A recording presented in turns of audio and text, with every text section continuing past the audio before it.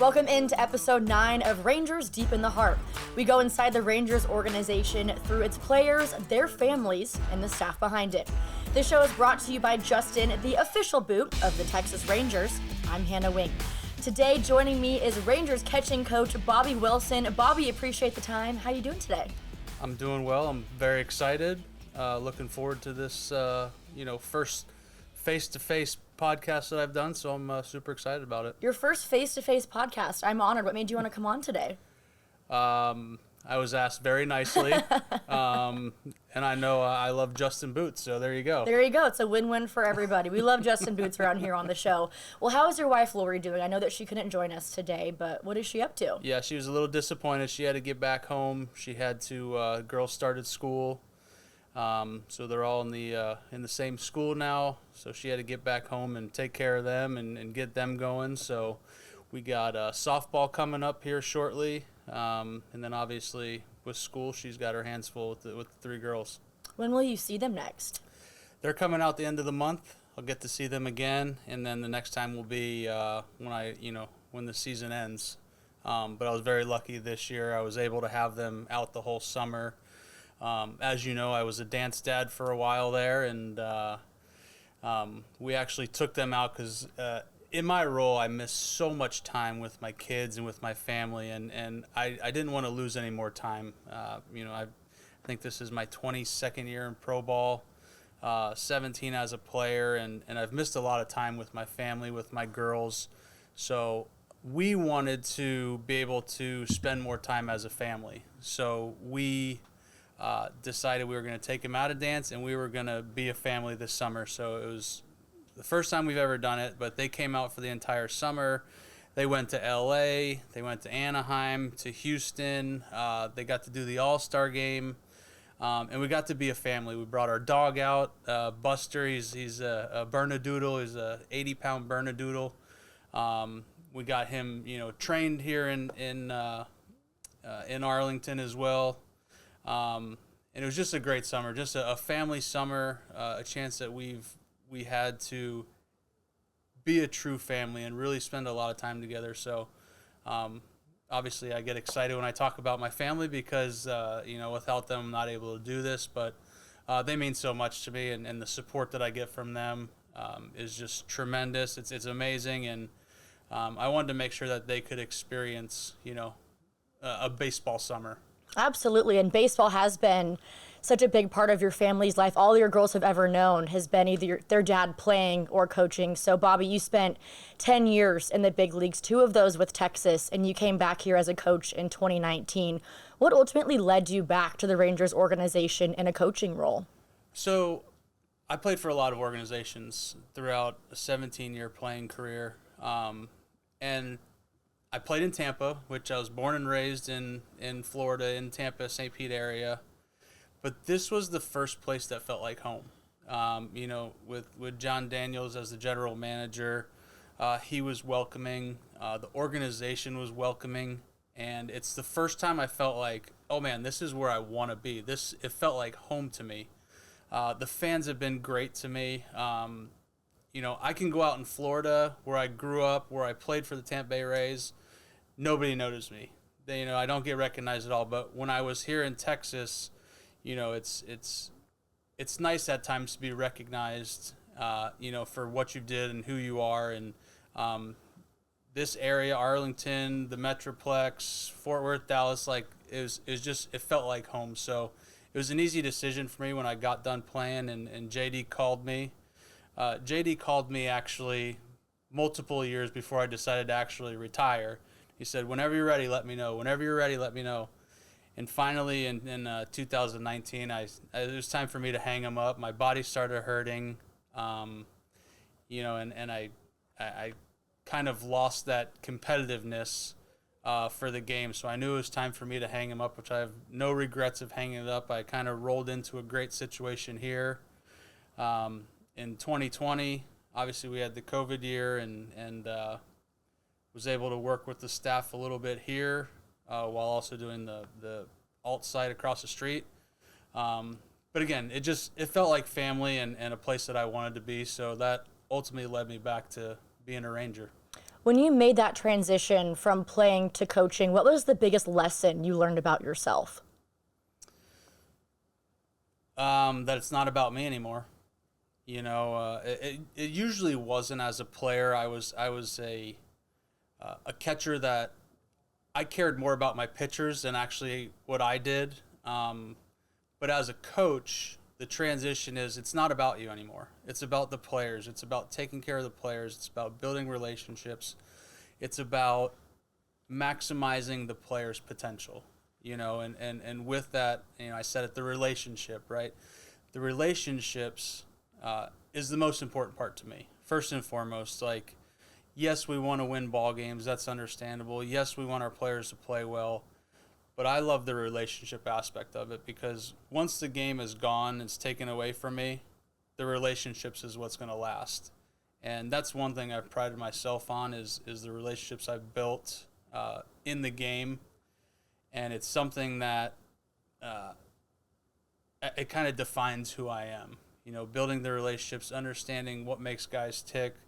But at the same time, when I have that relationship with them, I can tell them, I can give them some crap back, and I just think the transition was somewhat of a challenge, because you have a player mindset and then you realize that doesn't work on this side of the fence. So, transitioning was fairly simple, because I got to be who I am.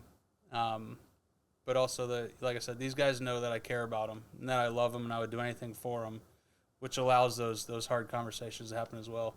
How does your time as a player allow you to foster and deepen those relationships even further?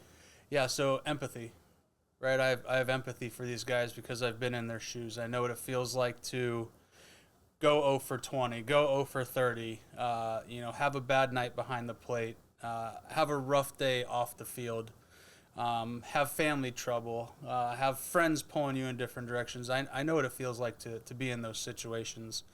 So the one thing I can say is having empathy for the players and understanding what they're going through, and kind of not just giving them guidance on the field, but being able to say, hey, I went through this as well. This is what I kind of did. This is how I handled it. And that's probably the best thing that I have going, is understanding that, there's life outside of these walls and outside of those lines. And like I said, the relationships and the empathy for what they're going through is what's really helped me thus far. A player that you formed a dynamite relationship with has been Jonah Heim, and you've seen success with him both on and off the field.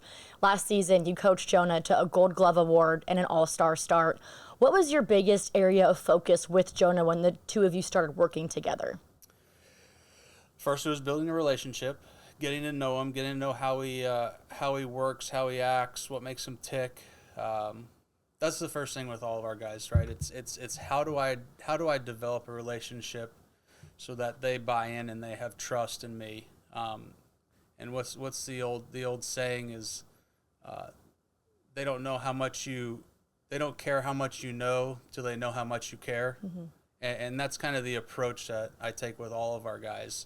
But with Jonah specifically, it was, this guy's a specimen. He's a freak, 6'4", 225, 230 catcher. They don't, they don't grow those everywhere. So really it was understanding his body, how his body works, how his body moves. And then again, kind of letting him go, right? And there's times where he has to fail so that you can be there, right? There's times you got to let him go through some rough things so you can be there for him. But with him, he was a good player, and he bought in right away. So all the credit goes to Jonah for the work that he put in. I was just kind of there to try to nudge him to, give him a little bit of tweaks here and there. But Jonah's the one who won the Gold Glove, right? It's not about, and I think we talked about this. It's not about what I helped him do. It's about what he did. Right, when he buys in and he is invested in the program, like I said, the credit all goes to him. So there's minor things here and there.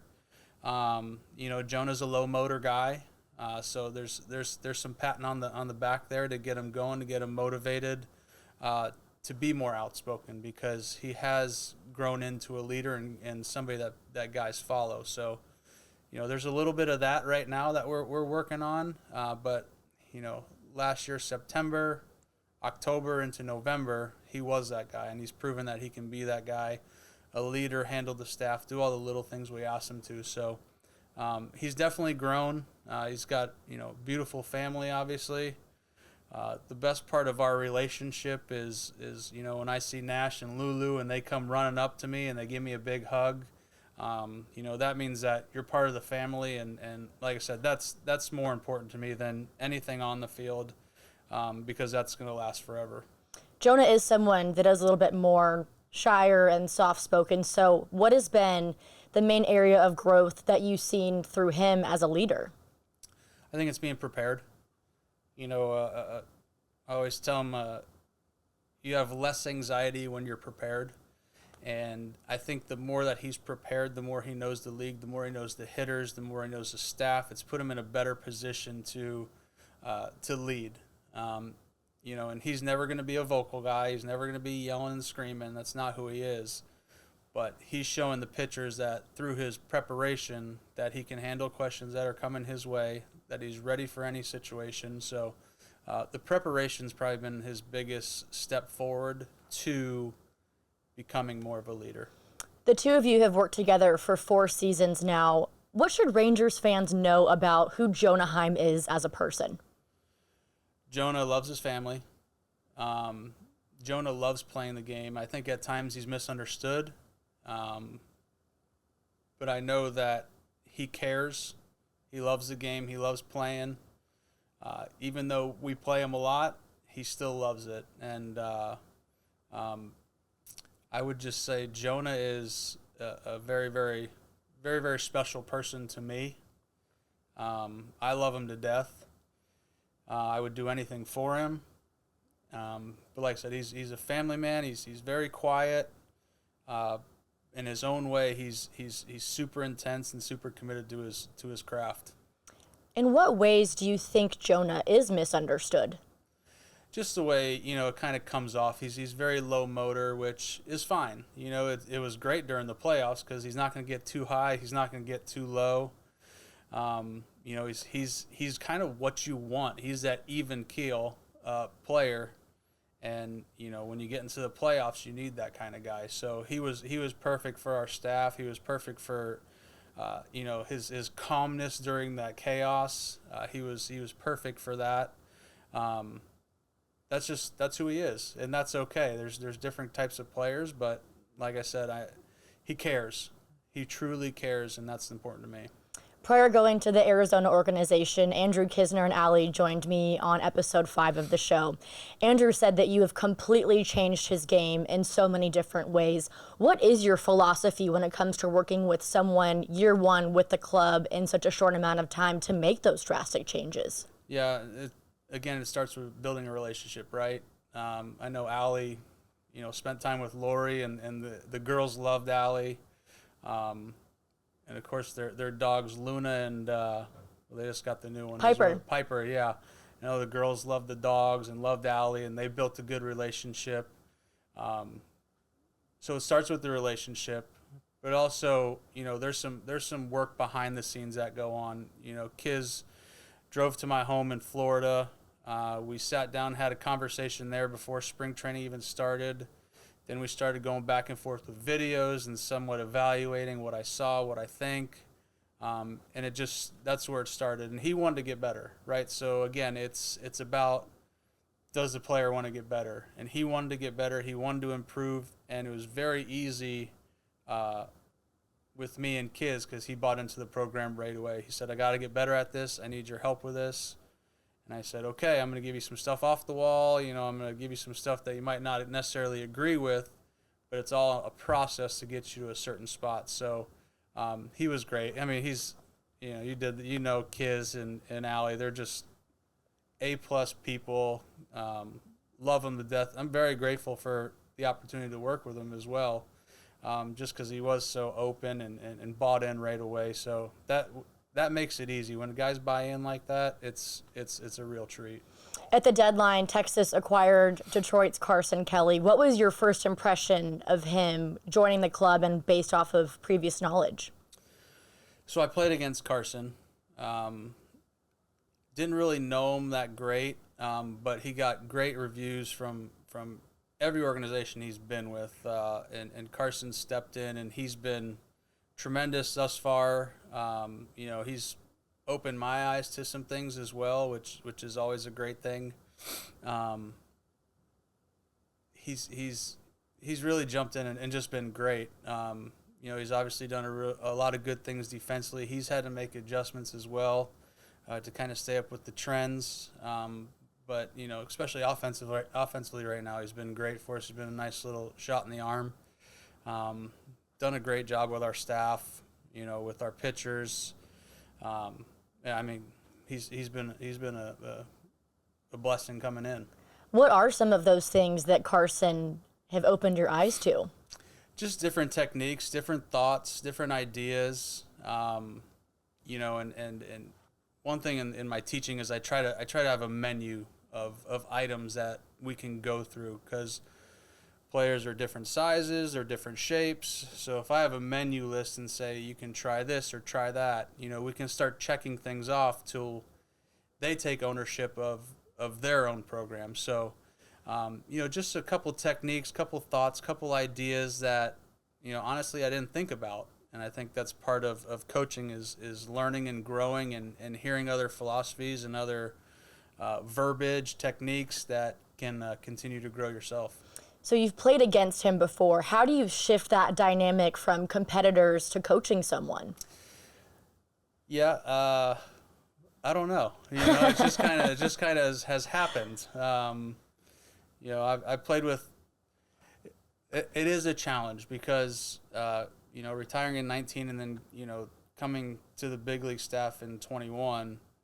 I played with a lot of those guys that were on that team. I played against a lot of those guys, so at times it is a challenge. It's like, hey, Bob, why don't you come out and have dinner with us, or come have a drink with us? And it's like, well, you have to kind of draw a line in the sand to say, the professionalism says, like, I love you, we have a great relationship. It's not a good look if we're seen having dinner and having a drink together. So it's definitely a challenge. Because a lot of those guys I spent a lot of time with. Right now, Kirby Yates, I played with him in Tampa, and we have a relationship, that goes beyond baseball. So it can be a challenge. As far as Carson playing against him, being competitive, I think whenever you're playing against somebody or competing against somebody, there's always a mutual respect there, especially for the position.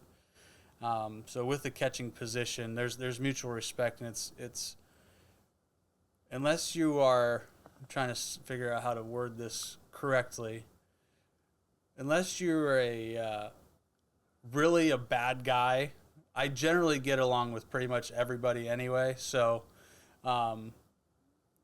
it's never really an issue for me. Kind of saying, okay, well, that was a competitive game. Let's get past that. Let's have some respect for each other. Like it's really not that hard. We've gotten a good look at the tandem of both Jonah and Carson behind the plate. As a coach, how does that adjust your daily routine having two starters? There's a lot less early work, just as far as the technique. And those guys are both, they've been around for a while. So it's not as much day-to-day grind with them as it would be with, say Jonah when I first got him, right? So a lot of it is just conversation at this point. We'll still do some early work stuff. We'll still, obviously our scouting reports and all that, we'll go through all that stuff. But it does make it a little bit easier because I can let these guys go play, right? We'll make small tweaks, but it's not a big overhaul that we're going through at this point. A lot of the conversation is, the staff and understanding what they need to do with certain pitchers and how they need to handle them and where they need to be set up and different sequencing stuff that we go through on a daily basis. We'll do, somewhat of a review every day just on the previous day's, receiving scores. We'll also talk about some pitches that or some ideas, thoughts. What'd you see here? What were you thinking about here? And just kind of make adjustments basically on a daily basis. But it's nice to kind of have those guys and say, okay, go play. If I see something in game, we'll make an adjustment. But yeah, it makes it easier when you have two elite catchers in the game. What is a strength that each of them bring to this team? Carson's personality right now. He brings a great personality to it. Obviously, I could talk about what he does on the field, right? He can swing the bat. He can play defense. He receives well. He throws well. He calls a great game. But the personality, right? Just a great person to be around. Somebody you want to have a conversation with. Somebody you want to sit down on the bench. You can talk with. You can bounce ideas off of. He does a lot of things. He's truly a pleasure just to be around. So, for me, that's one of his strengths. With Jonah, I mean, the relationship we have with, I can bust his chops, he can bust my chops. We had a little back and forth yesterday, which I can't say on this, but not on air appropriate. Yeah, it's not necessarily appropriate, but we have fun with each other. So the ability to talk shop, mess with each other a little bit, but also have that mutual respect that I think Jonah understands. There's some lines you can't cross, but we definitely can bust each other's chops, and that makes it fun. Well, Bobby, when we come back from break, we're going to talk about all things being a girl dad, so listeners, don't go anywhere. Justin is proud to serve as both the official boot of the Texas Rangers and the presenting partner of the Rangers Deep in the Heart podcast. Join the winning team and embrace the spirit of Texas by stepping into a new pair of Justin boots today. Crafted for fans who demand nothing but the best, Justin boots are the perfect blend of style and comfort. Walk like a champion and shop now at justinboots.com. Justin, standard of the West since 1879. All right, Bobby, your wife Lori could not join us today, but let's go back to the very beginning of your relationship. Where did you two meet? So we met in Cedar Rapids, Iowa. It was my second season playing for the Cedar Rapids Colonels. We met there and then just kind of went from there. She was always there for me. We did the long distance for a long time. And then we got married in 2010. And yeah, it's just kind of been a fairy tale relationship for me. She's a unbelievable supporter of everything I've done. She's always been there. She's always had my back. And obviously birthed, our three daughters and takes care of all the stuff that needs to be taken care of so that, one, I could pursue my dream of being a Major League Baseball player, but also allowing me to stay in the game and do what I love, because she knows how much I love the game. I love the players. So it's, she's the rock. She's why this all happens and why this is all going the way it is, because she's allowed me to be me. She's allowed me to pursue this dream of mine. And I think last year kind of came to fruition a little bit with the, winning a World Series. That was kind of the last thing on my resume that I really, really wanted, and for her to go through 22 years of more downs and ups, speaks to the woman that she is. Then you had three beautiful daughters, like you mentioned, and we discussed earlier in the show, Blake, Jace, and Shay. How would you describe each of your daughters? Whew, man, they're all great. Everybody asks me, didn't you want to have a boy? At first, yeah, but then once I realized that the connection the girls and I have, didn't really want a boy. I love my girls. They're great. Let's see, how would I describe them? Yes, it could be either a word for each of them or a couple words that come to mind. So we can start with Blake. Blake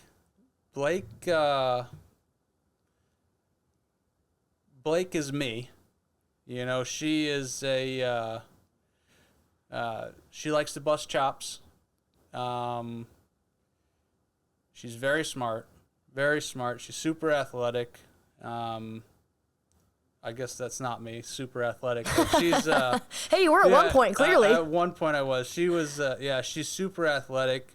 With her, everything's easy, which drives me crazy because she can sing, she can dance, she can, she's going to play softball this year. She just picks up a bat and she can hit, she can catch, it's just, she can really do anything she wants to do, which is really cool. Jace is my sweetheart. She's daddy's girl. She's the one to sit on the couch with me and cuddle and watch a movie, and she is the sweetest girl. She will do anything for anybody. She takes care of people. She's the best. And then Shay is our chop buster. She's awesome. She's great. She's funny. She's actually hilarious. But she likes to bust chops. She likes to make a mess. She likes to play. She doesn't like to pick anything up. So she can make a mess with the best of them. But she's also just, like I said, all three of my girls, I'm very lucky. And it's really Lori. She's raised our girls. It's the support I've got from, my dad. It's the support she got from her mom and dad. But she's done a great job with our kids. They're all smart. They all, the two olders have done safety patrol. They're involved in the school. So like I said, Lori's done an amazing job raising our kids. They're very respectful, which, I appreciate, just because that's the way I was raised too. Just be very respectful of everybody, regardless of what they look like, how they act. Just be respectful and try to understand and be sympathetic for what others are going through. So, like I said, I love my girls. They're the best. And they're starting to love baseball. So there you go. Yeah, we were able to. Last year we took them out of school for the playoff run, so they got to go. We started in Tampa, which is home for me. Then they got on the plane with me, went to Baltimore, came back here, and then went to Houston. Come back here, go back to Houston. Then they went, started here, the World Series, went to Arizona. So they missed a month of school. Which I can say thank you to the Pinellas County School Board for allowing them to enjoy this once-in-a-lifetime opportunity. But, it was great, and it was, they're into baseball. They watch the highlights all the time. Now they're on YouTube watching, baseball bloopers, watching baseball homers, watching, no-hitter. They're watching everything baseball now, which is cool because we can kind of share and talk about it. And they're asking questions. Dad, why did this happen, or why did that happen? And I get a chance to explain it to them because they're genuinely interested in what I do. So with them still living in Florida, how do you juggle spending time with them during baseball season? Yeah, like I said, they were able to come out this summer, and we try to get them out as much as possible. If we have off days, I try to fly home so I can see them. So it's a lot of travel. It's a lot of give and take, but I try to spend as much time with them as possible. But when the off season comes, I'm in full dad mode. It's up early, take them to school, pick them up. When we were doing dance, it was take them to dance, pick them up from dance. I was more of an Uber driver when they, kind of in the off season. But this off season, I'll be able to spend more time with them. They're going to play some softball. We're going to get them into, they want to do some golf. So. Some activities that Dad can do with them, because I think back in my day I used to be able to dance or think I could dance, but I can't do what they were doing, so it was a little harder to connect with them, but just obviously being supportive of them. But the off seasons, we get the most time together in the off season. I get to spend a ton of time with them, which I love. I love being a dad. I love being supportive of everything they're doing. I love helping them with homework. I love taking bike rides with them, walks with them, golf cart rides. I just love spending time with them. So looking forward to the off season because that's when we kind of really reconnect. You mentioned you were a dance dad. Did they ever make you do the father-daughter dance at their recitals? No, but we in our old school, the girls the school they previously went to, we did have the father-daughter dance there. We did that a couple of years, but no, I did not do any recital dance because unfortunately I was gone for the season. Shucks. So I missed that, but if they would have asked me to, I definitely would have, but I did miss a lot of those recitals. How do you flip that switch from being a baseball coach to a dance dad / girl dad so quickly? I mean, sometimes it's a challenge at times because you go to from a clubhouse that's mostly males who mostly have bad language and bad habits and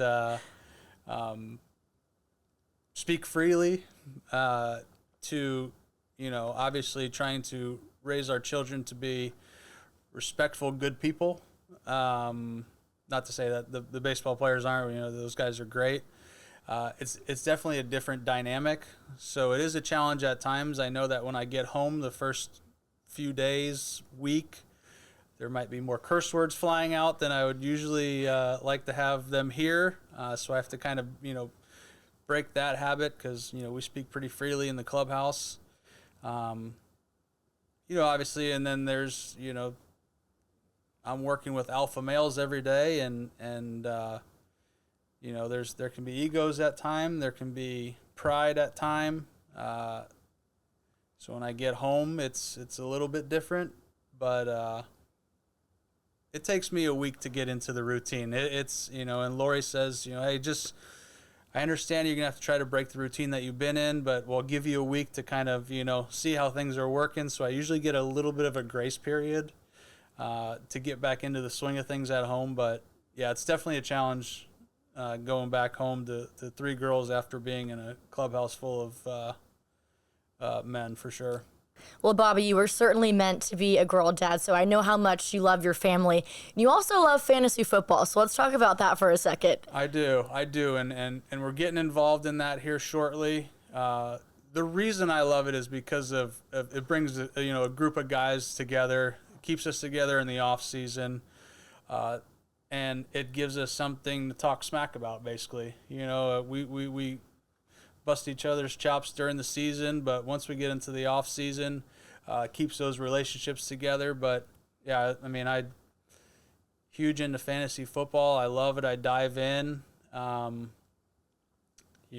through mock drafts. I do all of it. And, it's just kind of been a part of the game that, again, it's relationships.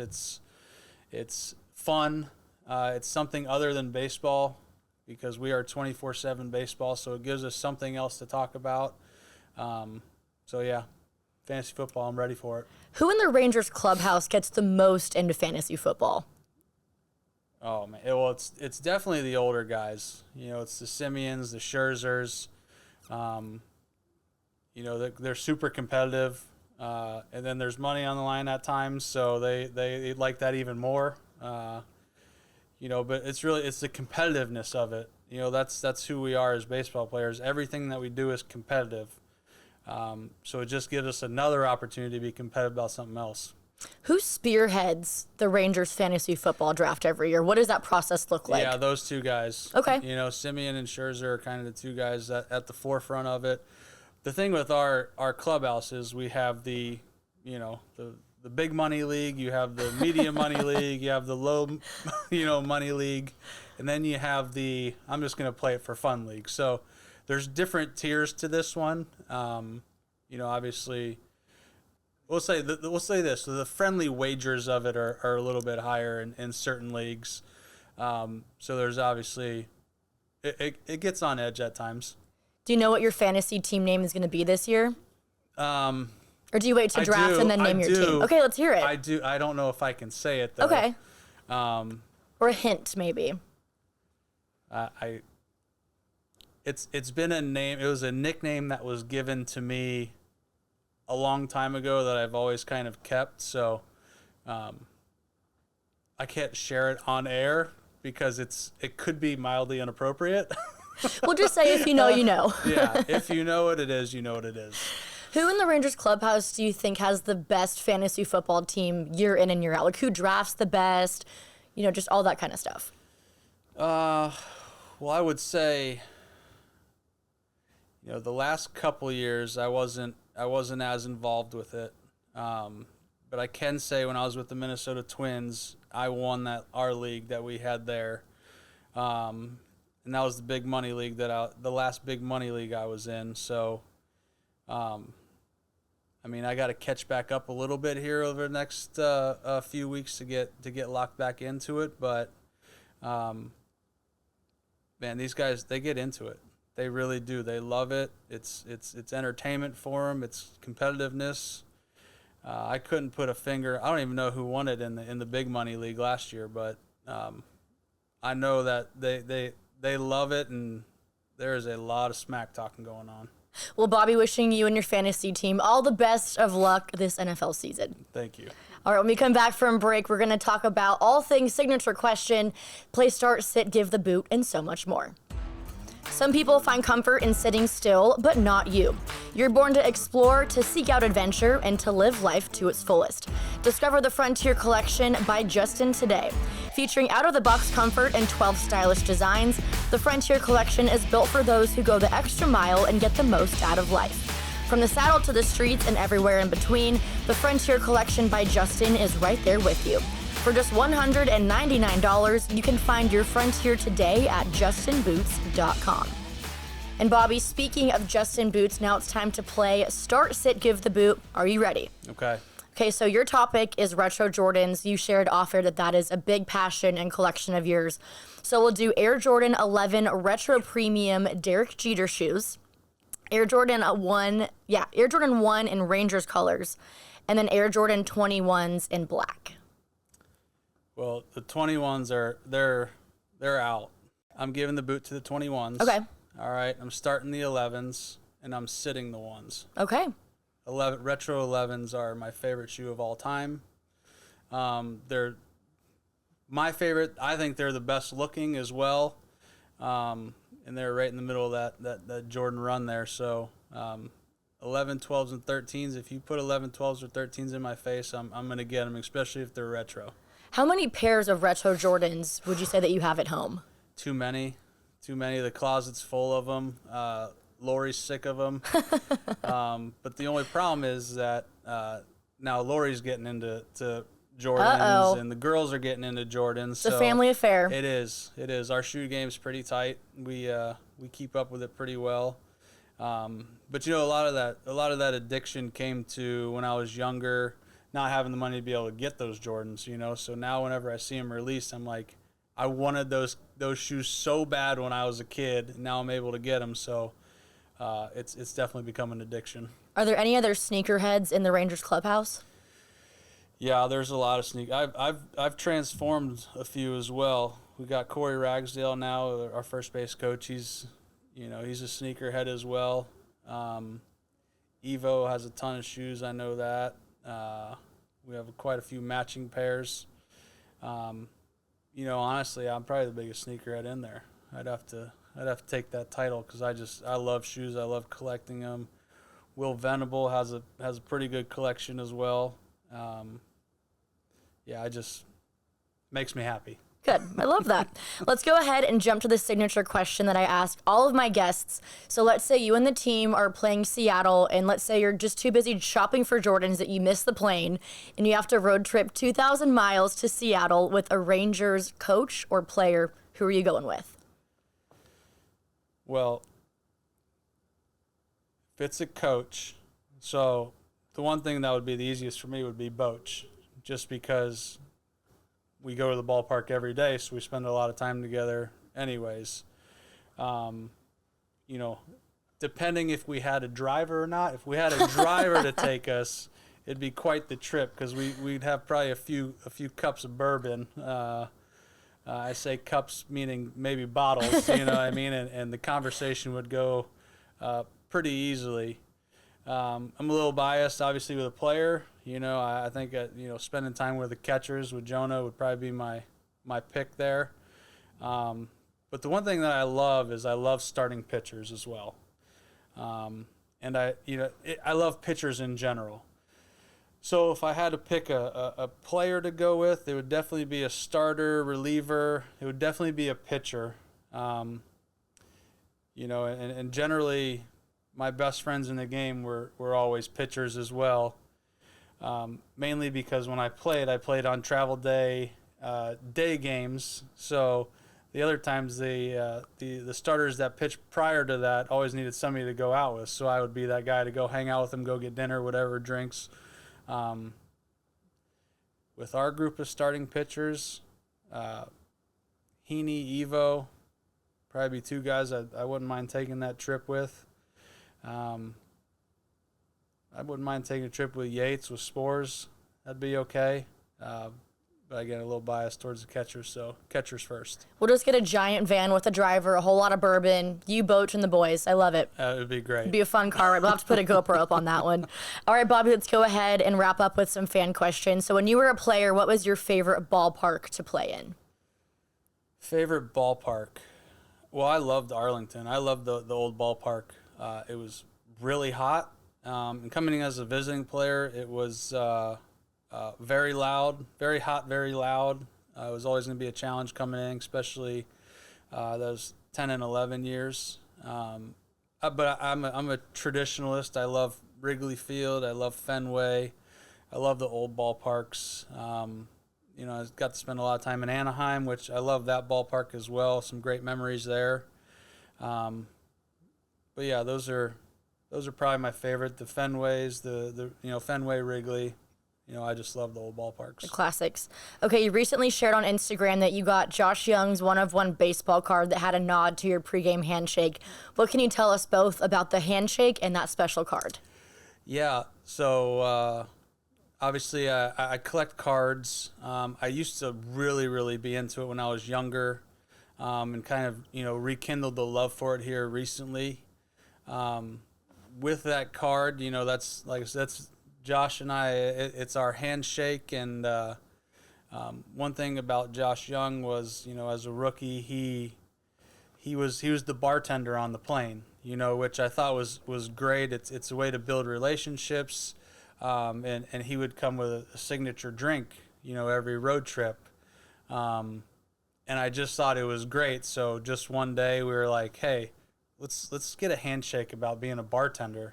And that's kind of what it came to, and he obviously signed the card with a beer mug in his hand, and what did it say? Shake, smash, chug. And that's part of our handshake. So, maybe we'll have to get some video of the handshake so everybody can kind of get some context into what that looks like and what that card was about. I love that. I love that Josh went the extra mile to make sure that he was not just the rookie giving out beers, that he took it to the next step. Yeah. And then finally, Bobby, what is your tip for young catchers that want to make it to the big leagues one day? The one tip is to, invest yourself in your pitching staff. That's how I carved out a little career for myself. Was I truly cared about the pitchers. The pitchers knew that, and I got my first kind of nudge into playing every day by taking care of a couple Latin pitchers in Cedar Rapids, Iowa. And they went to the manager and said, we got to have Bobby catch us. Abel Moreno and Carlos Morban, I'll never forget it. They went into the office, didn't speak any English. I took the time to show them that I cared about them. I'll never forget, went to a little diner in Cedar Rapids, Iowa, and Abel Moreno wanted some chicken wings.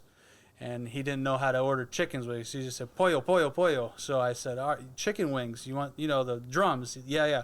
So I ordered him chicken wings, and from that day on, that little bit of help for him launched me into, becoming an everyday catcher throughout the minor leagues, and then obviously getting to the big leagues. But take care of other people, really be a good person. That would be my advice to young catchers. Invest in your staff, be a good person, take care of them, show people you care. Then at the same time, while you're doing that, make sure you take care of what you need to take care of. But taking care of others first was probably the biggest thing for me from a technique standpoint. I would say for young catchers,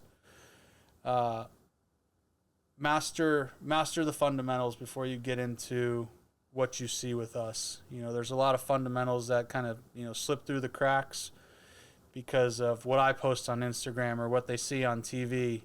There's a process to all of this and a process to being a major league catcher. And, you can't jump from A to Z. You have to take every step to get to that point. So I would tell young catchers, master the fundamentals first and foremost, and then you can make more advanced technique adjustments as you go. You also have a lot of great posts on social media giving advice and tips and tricks and even drill recommendations. So where can my listeners find you on social media? Yeah, I'm on Instagram. What is it? At Bobby Wilson _88, I think is my handle there. And I did that just to help. I saw a lot of stuff out there that I didn't like, I didn't agree with, and I figured that who better than to give information of what's really going on at the major league level than somebody who's there. So a lot of that's to help. I'm not getting anything from that. It's truly to help others and give them ideas and thoughts. And I love getting the comments back as well, because there's times where maybe I didn't look at something a certain way, and I can look at a comment and that can help me grow as well, because the one thing in this game I'm always trying to do is grow and get better and get ideas and thoughts. So I like it. I got rid of social media as a player. I got some comments I didn't necessarily love. So I got rid of it as a player. But now as a coach, I just feel like there's so much information that I can give to others and help others that it was easy for me to hop back on. I love it. Well, to all of my listeners and viewers at home, make sure you go follow Bobby on Instagram. Bobby, we went all over the map on this one, but this was a blast. Appreciate the time. Yes, we did. Thank you. Thank you very much. And to all of you watching at home, appreciate you tuning in to episode 9 of Rangers Deep in the Heart. Once again, I'm Hannah Wing signing off from Globe Life Field. We'll see you next time.